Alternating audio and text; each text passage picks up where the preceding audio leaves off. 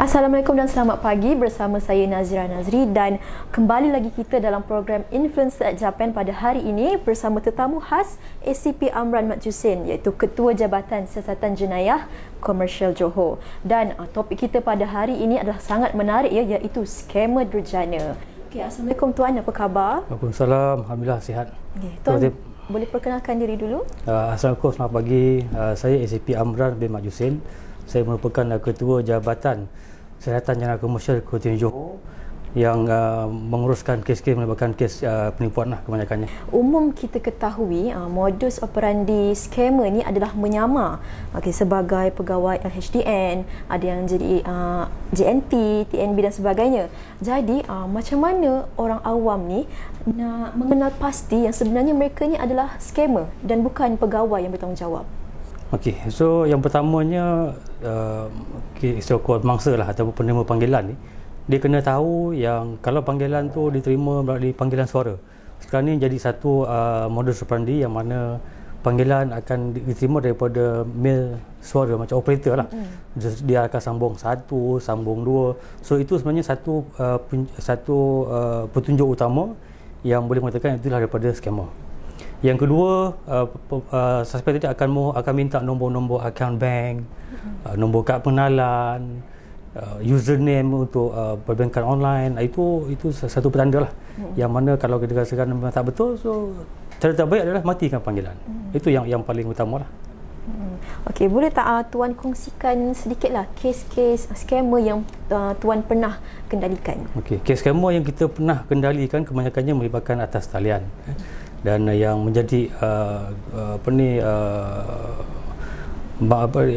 kes yang besar adalah melibatkan penipuan belian atas talian, Macau scam ataupun penyamaran sebagai pegawai pangkuasa, sebagai polis, JNT macam Encik sebutkan tadi.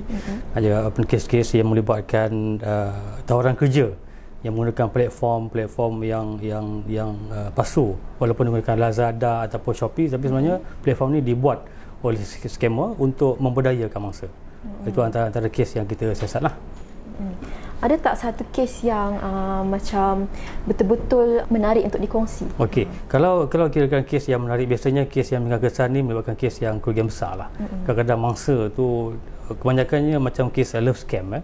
Dia dah menyimpan satu sejumlah wang yang besar.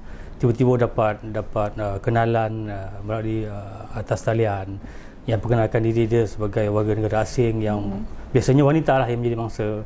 Dia seorang yang ada pendidikan di luar negara, yang ada status, dan tiba-tiba diminta duit untuk datang ke Malaysia, dan bila sampai ke Malaysia pula disekat, ditahan di immigration. So dia buat rayuan untuk bayar. Dan mangsa ni pula oleh kerana dia tengok suspek ni kalau lelaki handsome kan, dia pun terpedaya lah. So dia percaya. So dia akan buat bayaran, ada yang sehingga 1 juta, 2 juta pun ada. So duit duit simpanan untuk sebenarnya disimpan untuk simpanan hari tua, dan oleh kerana terpedaya maka semuanya hancur lebur. Tinggal tak ada apa-apa lah. Itu yang saya rasa meninggalkan kesan lah kepada saya sendiri, dan juga meninggalkan kesan yang amat mendalam kepada mangsa yang terpaksa fikir untuk menghadapi masa hadapan. Okey. Jadi Tuan, apa langkah-langkah yang perlu dilakukan jika seseorang itu terjebak dengan tipu hela skamer dan macam Tuan cakaplah mengalami kerugian wang ringgit? Okey, yang pertama sekali saya akan panggil mangsa lah. Mangsa ni dia kena tenang, dia kena fikir secara waras. Yang kedua, sekarang ni kita ada satu perkhidmatan yang dinamakan National Scam Response Center ataupun NSRC, panggilan 997. So kalau mangsa ni sedar dia dah ditipu, dia dah membuat pindahan sejumlah wang kepada mana-mana akaun, hubungi nombor ni segera.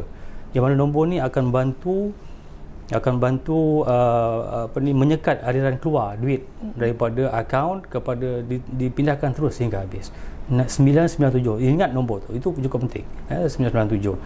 Dan yang ketiga, buat laporan polis.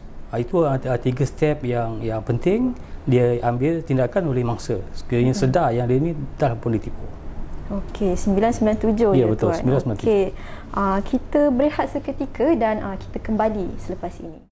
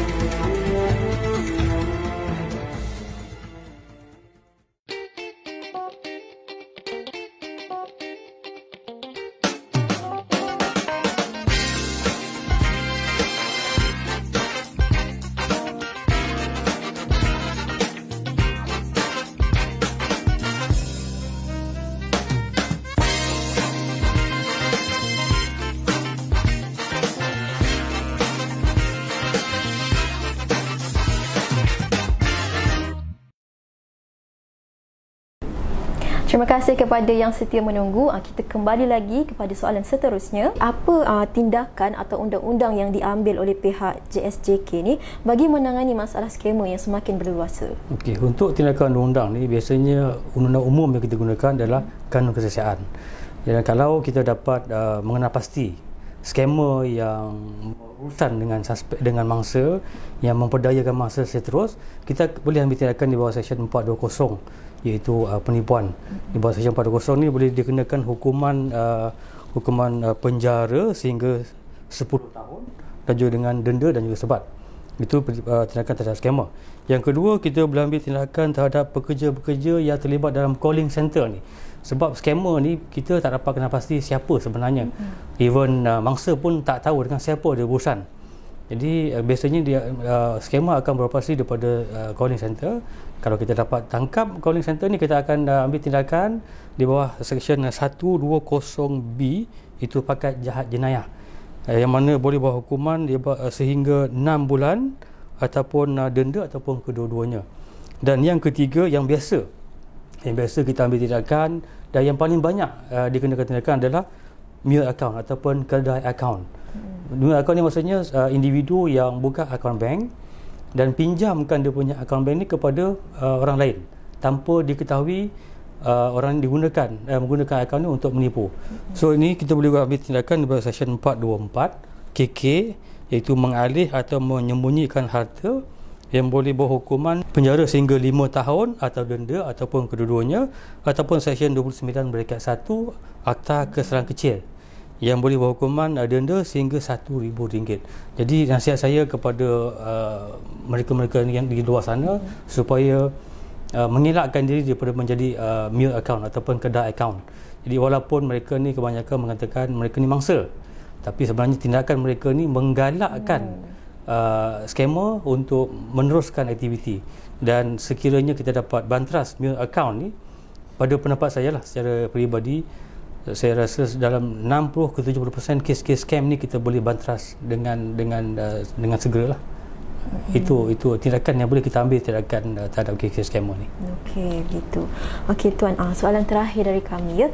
Selain daripada scammer yang menyamar sebagai pegawai sesuatu jabatan ataupun agensi, love scammer juga merupakan salah satu kita kata penipuan yang membimbangkanlah dekat negara ni kan. Jadi apa nasihat Tuan kepada orang ramai yang menggunakan media sosial untuk mencari pasangan hidup dan mengelakkan diri daripada menjadi mangsa penipuan scammer ni? Okay, love scam, kita panggil dia love scam. Love scam ni biasanya melibatkan, kalau sebelum ni love scam melibatkan warga Afrika.